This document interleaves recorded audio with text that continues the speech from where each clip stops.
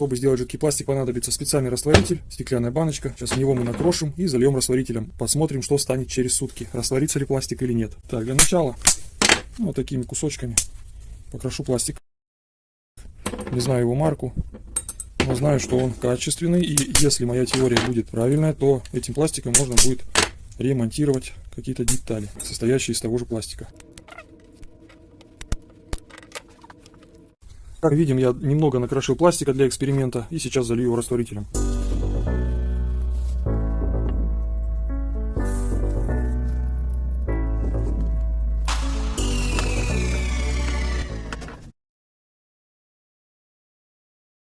Вот такой вот через сутки получился раствор, похож на кашицу. Сейчас я попробую его перелить в такую пластиковую бутылочку. Она вроде как сделана из ПЭТ пластика. То есть полиэтилен, он вроде как не должен растворяться. Ну, попробуем. Перельем и посмотрим. Первое испытание — это попробуем отремонтировать лопнувшие пластиковые детали. В данном случае пластиковую лопату.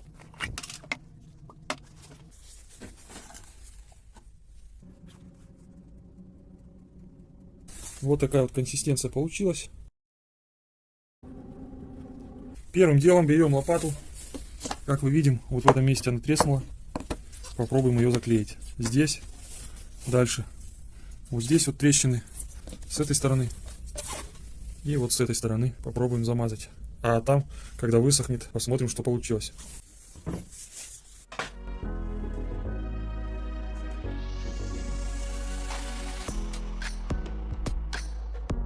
Намазал заднюю часть лопаты, сейчас уберу ее, она подсохнет.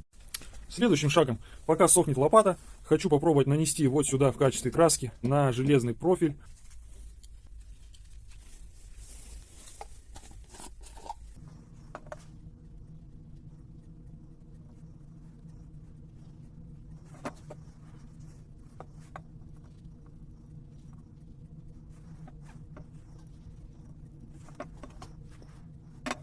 Убираем на просушку и засекаем время, сколько времени он будет сохнуть. Следующий шаг эксперимента. Буду пробовать заливать форму. Так, насколько? На 27 головка.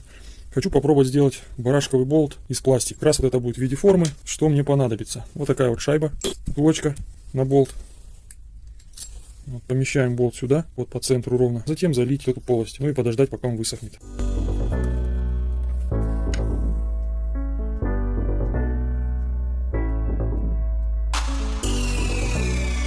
Ну все, форму я залил, а теперь убираю ее на сушку. Следующее, что я хочу сделать, это склеить два таких вот отрезка профтрубы. Вот таким вот образом.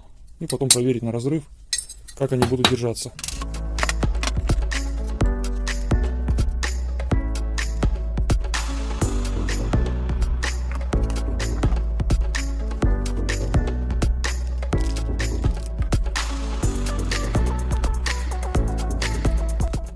Прошло полчаса. И, как мы видим, пластиковая краска высохла. Вот эти вот вкрапления, точечки, это, я так понял, не до конца растворенный пластик. Надо было его то ли перемешать, то ли что. Ну, так как я экспериментировал, в принципе, довольно неплохо. Вот за полчаса нормально, ничего как бы не... Полностью все высохло, в общем. Вот сейчас будем пробовать его царапать.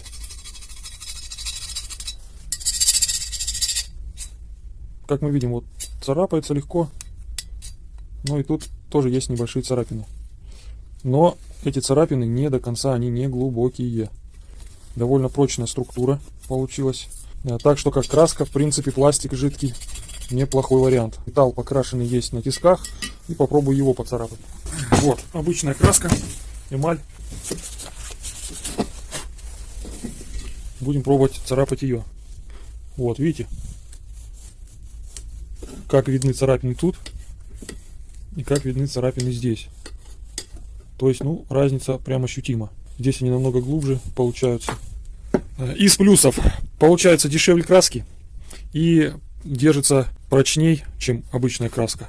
Высыхает за полчаса. Если еще на солнце, я думаю, у меня в гараже сейчас где-то плюс 5 градусов, прохладно. Если при температуре 20-30 градусов будет высыхать моментально, я думаю, на 5-10 минут максимум. Так что вот эта идея с жидким пластиком в качестве краски имеет место быть. Следующий эксперимент, который я проделывал, как он будет себя вести в качестве клея. Тоже вот через полчаса высохло. Вот сейчас проверим, я не знаю, в качестве клея можно ли его использовать или нельзя.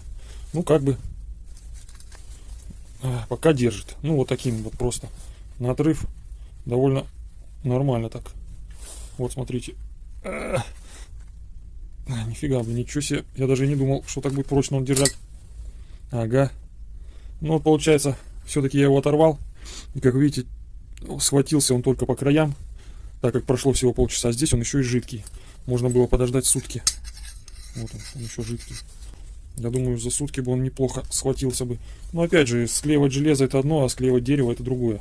Тоже можно этот вариант рассмотреть в качестве клея. Неплохой, я думаю, получился. Имеет место быть. Так, ну что, ждем следующего дня.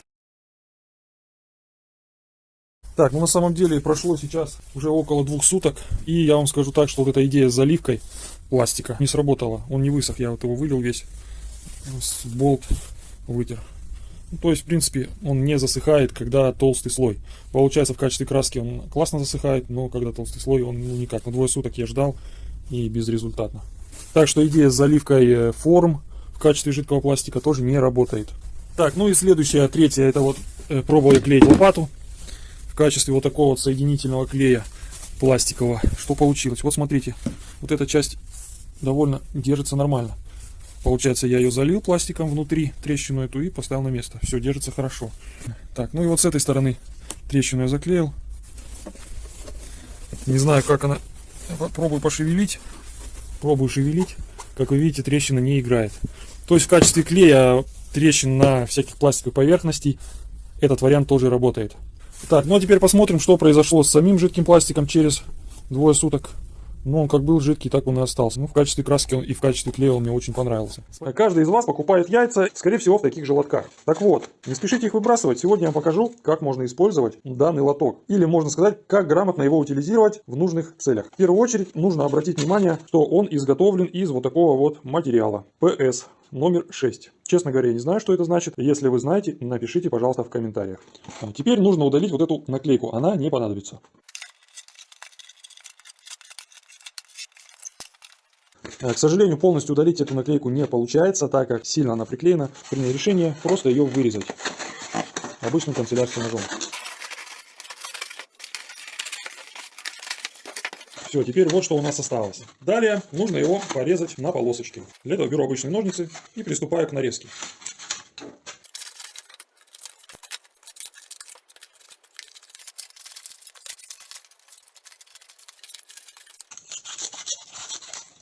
Вот материал, который мне понадобится для сегодняшней идеи. Далее берем обычный ацетон, баночку, в моем случае стеклянную, и наливаем полбаночки ацетона примерно. Теперь, друзья, берем заранее заготовленные вот такие вот полосочки от лотка для яиц и растворяем их в ацетоне.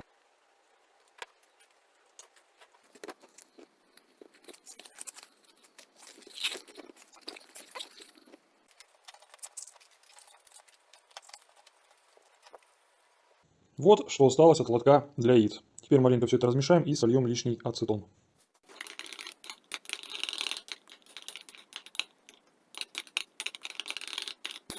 Ну а теперь расскажу, как можно использовать получившийся состав.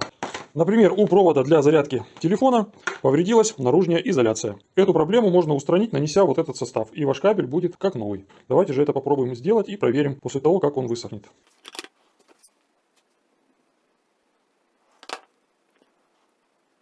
Как вы видите, он засыхает практически на глазах моментально. Формируем нужную нам форму и даем застыть ремонтному соединению. Также получившийся состав можно использовать в качестве клея. Для этого взял 2 вот таких вот обрезка доски толщиной 2 мм. Попробуем их склеить в одном месте. Наносим состав. Так вот, все это дело прижимаем. Все убираем, пока оно не высохнет. Ну, я думаю, часа 2 подождем и посмотрим. Также можно попробовать склеить вот такой вот, например, пластиковый стакан. Как вы видите, он у меня сломался. Сейчас попробуем его соединить. Это место хорошенечко вытираем. Как видите, он немного грязный, я не стал его весь мыть. Вдруг не получится заклеить, можно его будет просто выбросить. Поэтому вытираем место, на которое будем наносить получившийся состав.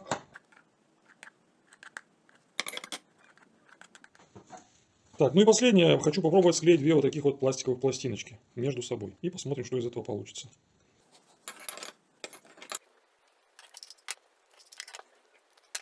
Высыхает просто мгновенно. Поэтому вот сейчас вот таким способом я все это дело разглажу и склею. Как высохнет, будем пробовать их оторвать. Осталось у меня немного, что-то наподобие вот такого вот жидкого пластика. И попробую его сейчас залить вот в эту канавочку.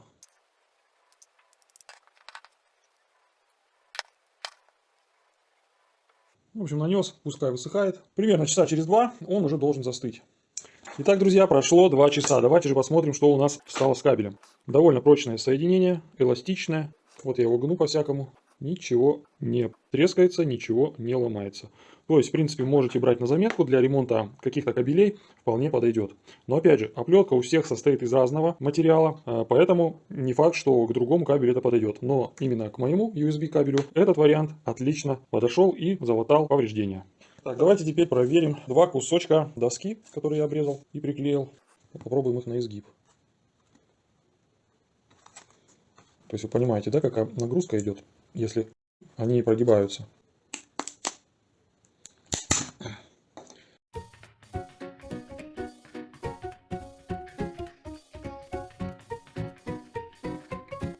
В общем, как клей вполне подходит. Для дерева самый раз. Берем на заметку. Так, давайте посмотрим, как держится наш пластиковый стаканчик. На изгиб то же самое, видите, все держится. Так что, друзья, как вариант заклеивания трещин в пластике, можно использовать данный рецепт, так сказать. Так, давайте еще проверим вот эту вот доску, которую я залил. Ну, смотрите, за 2 часа затвердела только вот эта часть. Получилась она очень гладкая, пальцем проводишь, просто супер. Почему-то она пузырится, то есть где большой слой, она еще не просохла. Сейчас попробую по ней твердкой постучать и отковырять ее.